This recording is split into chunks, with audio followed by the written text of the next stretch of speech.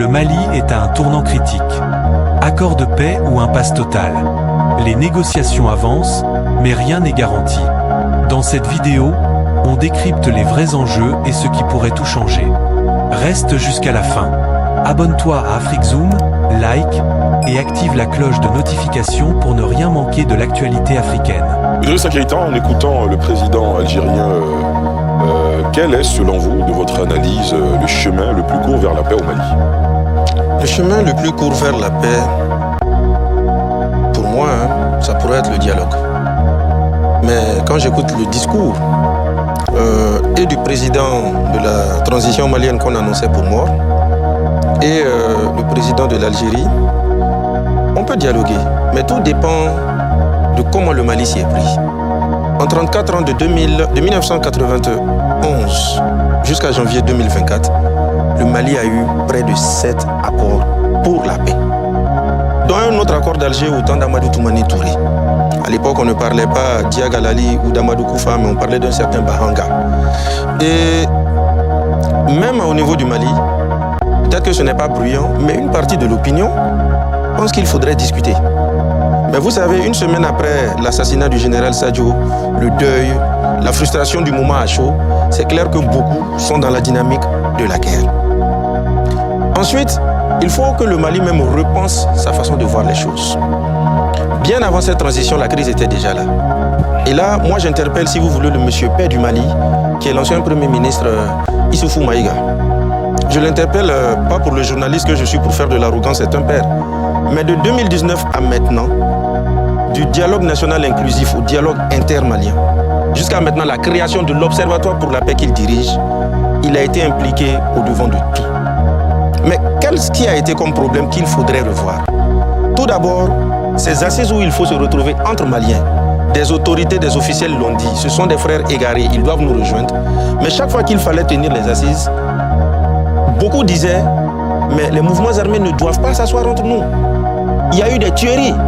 Il faut la justice, il faut qu'ils soient jugés. Donc déjà, ils n'ont pas pu avoir accès au chapitre. Ça encore, ce n'est pas un souci pour moi. Mais quand on fait ces assises sans eux, et que dans les recommandations toujours, il apparaît deux choses. Négocier avec les mouvements armés et dissoudre les milices. À chaque fois, ces points-là sont revenus. À chaque fois, ces points-là sont revenus. Je me dis donc que le Mali devrait revoir ce sur quoi il faut tomber d'accord pour aller de l'avant. Et je vais encore plus loin. Cette fois, je remets un peu en cause quelque chose.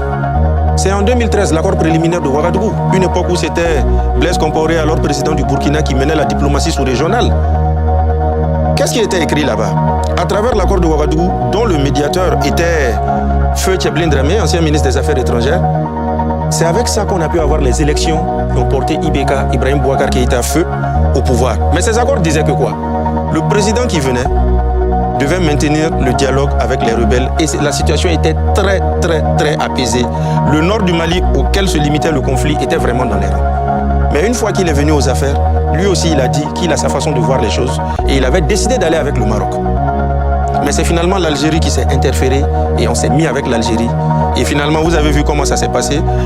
Il a été débordé, c'est allé dans tous les sens. Finalement, des alliés même à lui ont pris les rues et on a abouti à ce coup d'État où finalement les autorités qui sont là ont carrément dissous. Et puis, dernier point, l'accord d'Alger, le plus dernier, le plus récent. À sa signature, il y a un point qui a bloqué beaucoup de choses, qui l'a rendu caduque. Lequel? Ce point-là, c'était ce qui a été appelé la régionalisation. Les régions pouvaient avoir leur autonomie, c'est-à-dire l'exécutif local régional pouvait décider du recrutement dans l'armée, de la gestion administrative et de tout ce qui suit. Et cela a été vu comme une façon d'insérer, si vous voulez, un pain béni pour la rébellion, pour Kidal et environ, qui voulaient se détacher du pays. Donc, je pense que, au regard de tous ces points que j'ai cités, les problèmes sont connus, les blocages ont été affichés. Donc je crois que quand on doit aller vers un dialogue, et là j'interpelle maintenant, parce qu'après tous ces forats, on a instauré maintenant un observatoire pour la paix, qui est là il y a près de 3 à 4 mois, je pense bien. Donc je pense qu'il faudrait vraiment s'asseoir, l'aspect discussion doit être fait. Parce que comme je le dis, il y a certaines autorités du Mali actuel qui disent toujours que ça reste des Maliens, ce sont des frères égarés, on peut discuter avec eux. D'accord. Très bien. Alors, suite aux attaques survenues au Mali, le procureur de la République, près le tribunal militaire de Bamako, a produit un communiqué sur les enquêtes menées par les autorités judiciaires. On note plusieurs mises en cause et des arrestations. Je vous propose de voir cet élément. Le procureur de la République près le tribunal militaire de Bamako informe l'opinion publique nationale et internationale que le parquet militaire de Bamako a ouvert une enquête à la suite des attaques terroristes survenues le 25 avril 2026 au Mali et ayant visé plusieurs positions des forces armées de sécurité, y compris à Bamako, à Kati et le domicile du ministre de la Défense et des anciens combattants.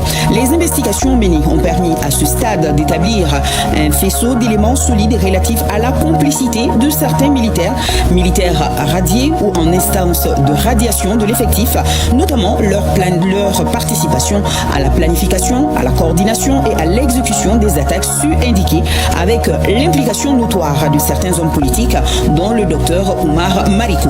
L'enquête qui confirme en outre la participation du nommé Alassane Diallo dit Abedi, militaire radié, mort au cours des combats et en visé Kati, a également permis d'identifier comme présumeux co-auteurs et complices les nommés sergent Djakarija Sodio, militaire en activité, adjudant Moussa Djani, militaire en activité, adjudant-chef Mamadou Keïta, militaire en activité, Soiba Diara, militaire à la retraite.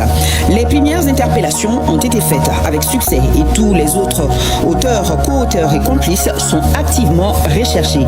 Le procureur de la République près le tribunal militaire de Bamako félicite les unités d'enquête et les services de sécurité pour leur professionnalisme et rassure l'opinion publique et l'enquête en cours et celles substantes seront conduites dans le strict respect de la réglementation en vigueur. Alors après l'attaque du 25 avril, évidemment, les autorités judiciaires ont mis la main sur une série de personnes, essentiellement des militaires. Docteur Banga, comment vous analysez la suite de ce qui se passe au Mali et comment vous entrevoyez-vous une sorte d'issue vers la paix? Bien, déjà, on est tous désolés de ce qui se passe au Mali, même si on n'est pas tous surpris. Oui, c'est normal, il faut apporter une réponse juridique, mais attention, il ne faut pas que la justice aggrave la situation, parce qu'on peut avoir beaucoup de confusion, beaucoup d'instances, c'est normal qu'on recherche, mais malheureusement, ça ce n'est que la conséquence. Le Mali vit quoi? Le Mali vit une crise, et il y a eu un coup d'État il y a 5 ans, pratiquement. En août, ça fera 5 ans. Je pense qu'au bout d'un moment, au bout de 5 ans, il faut faire son bilan. Il faut faire son bilan. Aujourd'hui, quel est le bilan de la junte au pouvoir depuis août 2020? C'est un échec. Il ne faut pas avoir peur du mot. La junte malienne a échoué sur tous les plans. Sécuritaire, sociaux, paix. Donc, il faut d'abord prendre conscience de cet échec-là. Parce que quand on sait qu'on a échoué, on peut échouer de bonne foi. Hein. On peut être vraiment animé. Il y a ceux qui disent que cet échec c'est relatif, parce que l'un des objectifs affichés par le pouvoir de transition au Mali, c'est de recouvrer sa souveraineté, ce qu'il semble avoir obtenu. Mais donc il y a beaucoup qui ne sont pas d'accord avec vous. La preuve qu'ils n'ont pas obtenu, c'est ce qui s'est passé il y a une semaine. Et c'est aujourd'hui. La ville symbole de cette prétendue reprise de la souveraineté, c'était Kidal. Mais cette ville symbole, elle est aujourd'hui, j'ai envie de dire, le symbole de l'échec. Mais sur tous les plans, sécuritaire, social, financier, le Mali a reculé.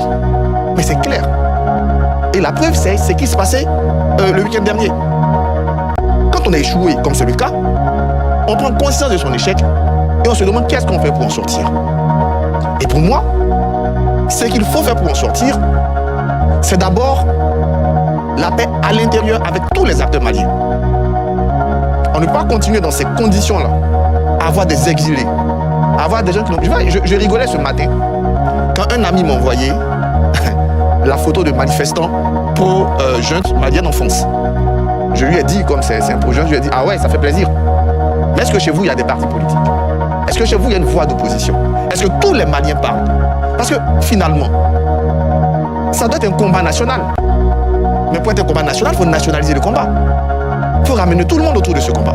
Donc déjà, ouvrir les discussions avec tous les acteurs majeurs du Mali. Les vrais. Pas les assises qu'on convoque entre potes pour valider, légitimer des décisions qui sont déjà prises. Et ça va permettre, ça peut s'incarner par un nouveau gouvernement d'union nationale, de transition, avec 2 ou 3 objectifs clairs. Premier objectif, d'un délai raisonnable, fin de la transition. Deuxième objectif, ouvrir des négociations avec les mouvements avec qui on peut discuter, j'en reviens.